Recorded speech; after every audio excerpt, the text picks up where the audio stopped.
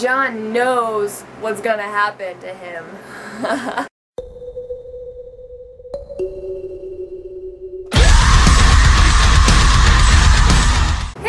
So there's a fan on in the background, so I'm so sorry if you hear it, but honestly it's too hot to turn it off, so you're just gonna have to deal with it. So Monday Night Raw, I finally watched it after like a month of missing it. I know I'm a terrible person. I promised I was gonna watch it a while ago and I didn't because I'm just a terrible person. Oh, I'm so sorry. But anyways, here's my review.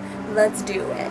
So Raw starts with Stephanie McMahon and Triple H, who are the cutest heel couple, you guys. I ship them. They're so cute together. Aw. They announced like the matches for the 4-hour-long SummerSlam event, which really, because you don't think 3 hours is long enough, you're gonna make it 4 hours? That's just ridiculous. They're naming off the matches for that, and it's like Undertaker versus Brock Lesnar, which looks amazing. I love the Undertaker. Breathe. Sometimes I forget to breathe. Anyway, so yeah, basically they're just plugging the WWE Network, $9.99. So then the first match is Randy Orton and Cesaro versus Kevin Owens and Sheamus, which by the way, WWE, you totally screwed up Kevin Owens. Like this started out to be something so cool, and then look at him now. Like, and I've said this before and I will say it again, Cesaro is freaking amazing in the ring. I love him. Like his wrestling abilities are just ridiculous and insane, and I think he's a really fucking talented person. One of my favorite wrestlers, actually. Yeah, Randy Orton and Cesaro won, obviously. So Seth Rollins is talking about how when he beats John Cena, he wants his own statue made, and it's like, dude, you know what? You're right. You need one, but like, I'm the king, and I've been waiting in line for my statue, so I think that our statues should be right next to each other, because obviously Seth Rollins and I are in love, in case you guys didn't know. He's my husband. So I think that we should both have our statues right next to each other, and they can even just be like all cute and like cuddling and just like, oh. Roman Reigns versus Luke Harper, and then we got Bray Wyatt, who's just, you know, chilling by the ring, and Dean Ambrose. Oh, he's my bros.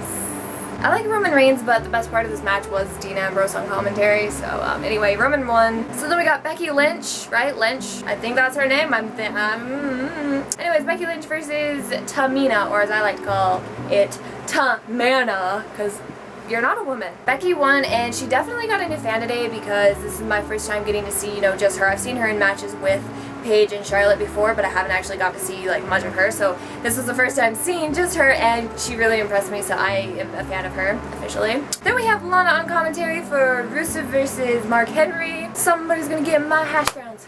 Somebody's gonna get my hash browns. I'm not even kidding you, I started singing that as soon as I heard his music, and I was so confident that those were the actual lyrics, and I don't even know why. I thought I'd share it with you guys, because, you know, those are my hash browns. So after the match, Rusev and Summer Rae are walking away, and then Lana gets in the ring, and she's like, all like, come here, I'm throwing my heels off, because everybody loves when I throw my heels off. And Summer Rae gets in, she's like, okay, here I am, what do you want? And then she slaps him, she's like, motherfucker, I wasn't talking to you, I was talking to him. And he's like, oh, me. And then he gets in, and like, she's backing up all freaking out. It's like, you can't tell him to get in the ring and then act like a girl and run from him.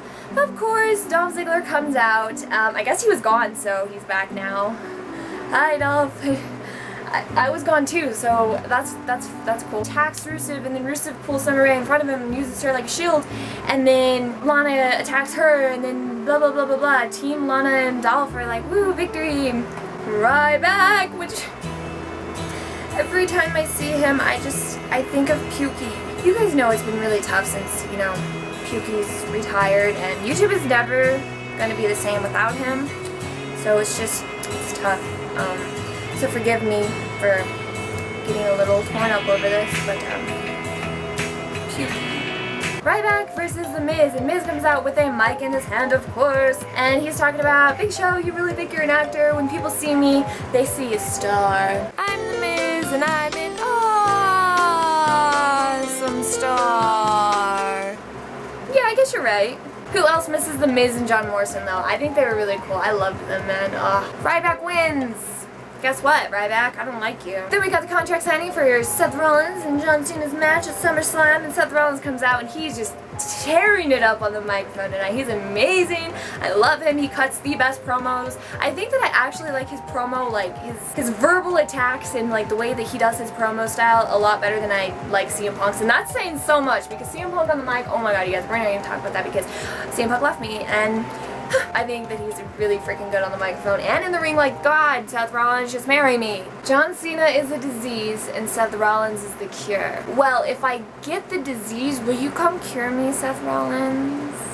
Basically, he talks about how John Cena loves to play Superman, but in reality he's a villain because he's been holding all of WWE Universe hostage for the past decade, and that Seth Rollins is here to knock him tumbling down the mountain, break his nose, and smash his face, and all this other stuff, and it was just really good. Really good promo. I loved it a lot. And then, of course, John Cena comes out all like, oh, I'm gonna try to save the day. You mean ruin it? Cena talks a lot, and I'm like, whoa, whoa. Oh, there's Seth Rollins. Ooh, Seth. No, I'm not even kidding, you guys. I was getting tired, and I had like a cup of coffee, so it's really weird to get tired when you have coffee in your system. John Cena, ladies and gentlemen, he's the only one that can give you that effect. Woo! Anyways, John Cena goes on about how what he's going to do at SummerSlam is going to haunt Seth Rollins for the rest of his life. And I get it. I know what his plan is now. He's going to kidnap me because Seth Rollins is in love with me, and then he's going to hold me hostage like he's been doing all of the other universe, and then it's going to be a motherfucking Mario and Peach and Bowser situation, and then Seth Rollins is going to come save me at the end of the day, and it's just going to be amazing, and then he's not going to be haunted because he's going to win. Then Cena tells Seth Rollins that he's going to make him his bitch next Sunday, and oh my god, he tried so hard to be cool. But even when John Cena cusses, he still seems PG. Like, he's still, I don't know how to explain it. He's not intimidating. He just sucks. Like, it was just so bad. It was just so bad, and I was laughing. Everyone else was like, oh my god, it was so cool. Really? Because I was thinking the opposite. Her fucking name's annoying. Sasha Banks beats Nikki Bella. That's really tongue twister. Why did you guys try to say that 3 times? Because of a distraction from Naomi when Nikki Bella was trying to do the rack attack, and then she turned it around. They won. Woo, whatever. That was dumb. Boring match. Whatever. Brock Lesnar and Paul Heyman appear. Paul Heyman goes on and on and on. You know, gives everyone the life story of Brock Lesnar and shit. I love Paul Heyman, but like when he's talking about people I don't like, it bores me a little bit. Well, Undertaker's not fighting a man. Clearly, because men can speak for themselves. Yes! Yes, yes, yes, yes, yes. Does anyone else ever like wonder where he's hiding throughout like the entire show? If he's just like under the ring chilling until he gets to come out. Undertaker hits the choke slam and then he hits the tombstone. Those two are my favorite moves ever. Kane and the Undertaker are my favorite people, okay? They're just, I love them, and I really love the choke slam. Choke slam is one of my absolute favorite moves. So my uncle was telling me that there's only like 3 people in the whole world that can do the Undertaker eye roll thing, which, I mean, come on, yeah, I know, he's lying. I'm sure there's people that can do that. So I issue this challenge, yeah, I'm gonna talk like that to you guys to see if you can do the Undertaker eye roll, and I'm gonna try it. Ready? It's difficult because I have a fan blowing in my face, so that's my excuse. Does he go up or down? What does he do? That hurt. Okay.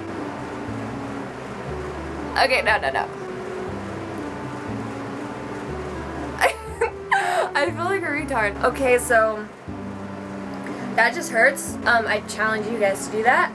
Also, a funny story that I want to tell you guys about The Undertaker. A long time ago, I was really young, and I was really impressionable when I was young, okay? I believed anything anyone told me, because, I mean, I don't understand why people would lie, so why would anybody lie about whatever they're talking about? Anyways, yeah. So anyways, yeah, my brother told me that The Undertaker's name was actually The Underwear Taker, and, the reason is, at night, he was gonna sneak in my window and then take my underwear.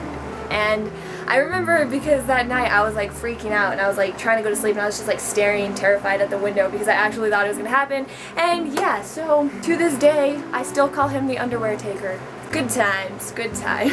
But anyways, thank you guys so much for watching. All my links will be in the description, and don't forget, elegance is key. Mwah. Don't be a peasant.